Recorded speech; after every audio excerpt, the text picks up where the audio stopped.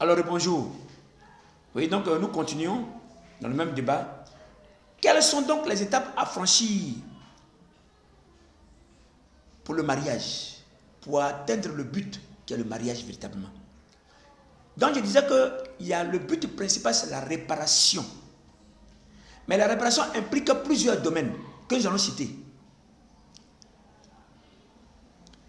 Il y a la destruction des liens ancestraux, le lien de famille. Nous prenons Juge 6, le verset 25 à 32.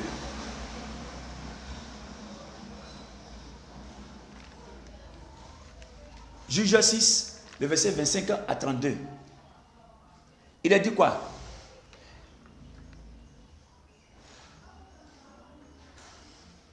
Juge 6, hein, le verset 25 à 32. Excusez-moi. Voilà.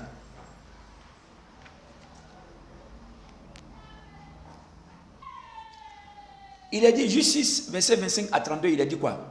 Dans la même nuit, excusez-moi,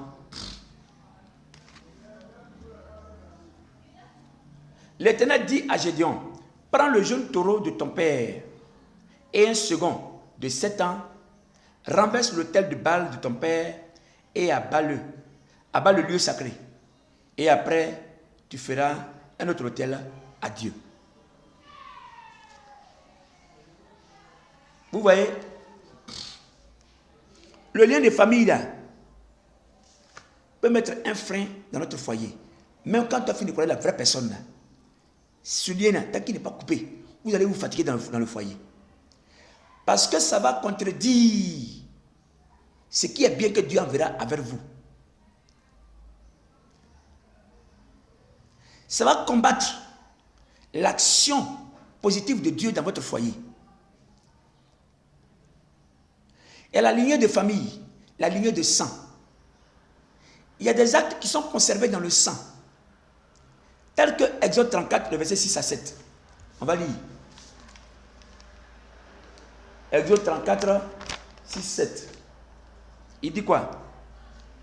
L'Éternel Dieu miséricordieux et compatissant, lent à la colère, riche en bonté et en fidélité, et qui conserve son amour jusqu'à 1000 générations, qui pardonne l'iniquité, la rébellion et le péché, mais qui punit l'iniquité des pères sur les enfants et sur les petits-enfants, jusqu'à la 3e et la 4e génération. Lamentation aussi 5,7 dit quoi? Nos pères ont péché et ils ne sont plus. Et c'est nous qui portons la peine de leur péché. C'est tout ça, il faut régler d'abord. Si vous voulez bien vivre dans vos foyers là, réglez ça d'abord. Que ce soit du côté de la femme, du côté de l'homme. Réglez ça d'abord. Si ce n'est pas réglé, le diable se sert de ça pour venir jouer dans votre foyer, dans votre vie.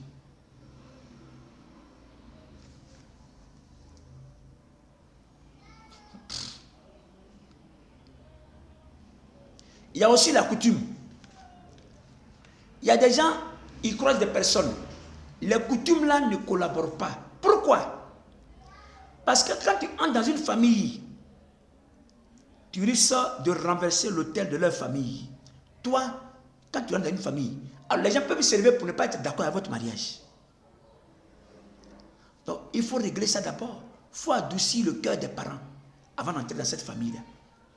Il faut détruire l'œuvre de la sorcellerie ou l'œuvre ténébreuse ou ce qui a été avant que la femme ou l'homme que tu veux prendre en naisse là, les liens qui ont concouru à la perte, à le rabaissement de cette famille-là, avant d'entrer dans cette famille.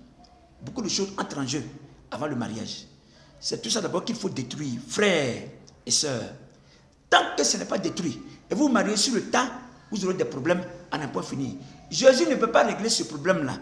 Pas qu'il ne peut pas, mais il peut. Hein. Ça veut dire quoi? Mais je veux dire que ce n'est pas à lui de le faire.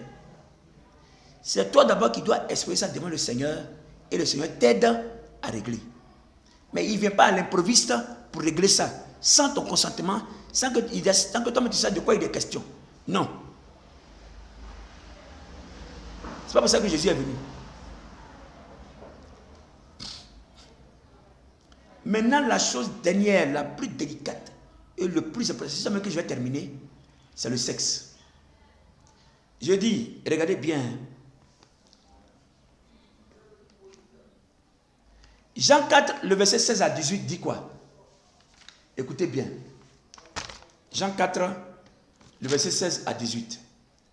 Jésus dit à la femme samaritaine, appelle-moi ton mari et viens ici. La femme répondit, je n'ai point de mari.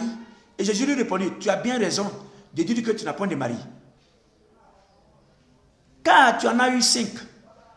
Et celui avec lequel tu es maintenant n'est pas ton mari. En cela tu as dit vrai. Et la femme dit, Seigneur, je vois que tu es un prophète. Tu as connu un homme qui t'a déviergé. Tu as connu une femme que tu as déviergée. Je vais vous dire, le sang qui coule là, c'est un pacte de sang. C'est un pacte qui a été signé à vie. Donc tu as déjà fait un premier mariage qui n'est pas encore rompu. Il faut d'abord rompre le pacte de sang. Est-ce qu'un pacte de sang peut se rompre? Mais la manière, quand ce n'est pas ta femme idéale.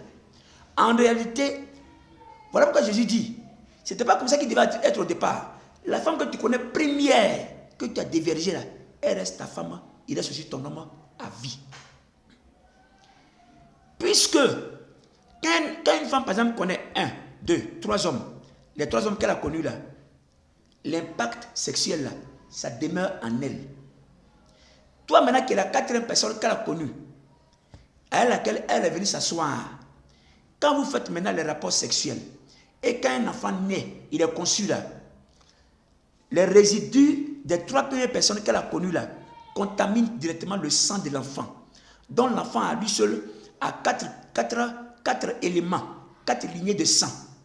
Toi tu fais le 4e. Alors quand il naît, il peut avoir un comportement qui soit différent des parents, qui n'a rien à voir avec les parents.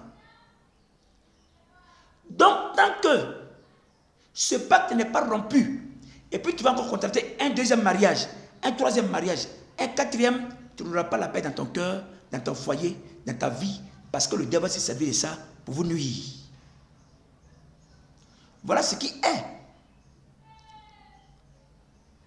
Voilà pourquoi la Bible dit que évitez tout rapport sexuel avant que vous ne soyez rassurés. On ne couche pas avec n'importe qui. On est 2 lignées de sang.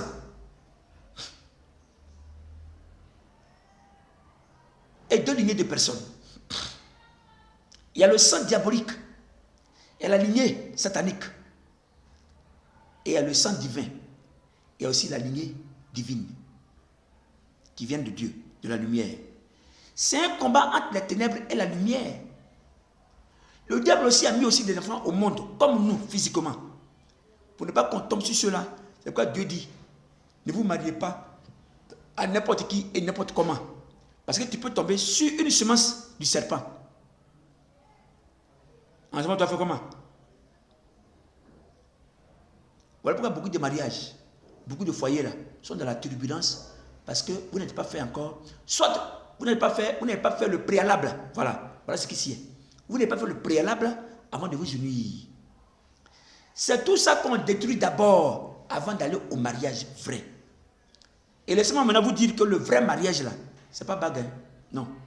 Détrompez-vous. Quand les parents disent que il faut forcément la bague, pourquoi on dit que c'est un mariage? Le vrai mariage, c'est la dot.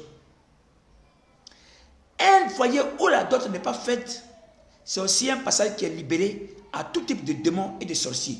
Dieu n'interviendra pas, parce que c'est pas ce qu'il a défait. Il nous a donné des voies à suivre.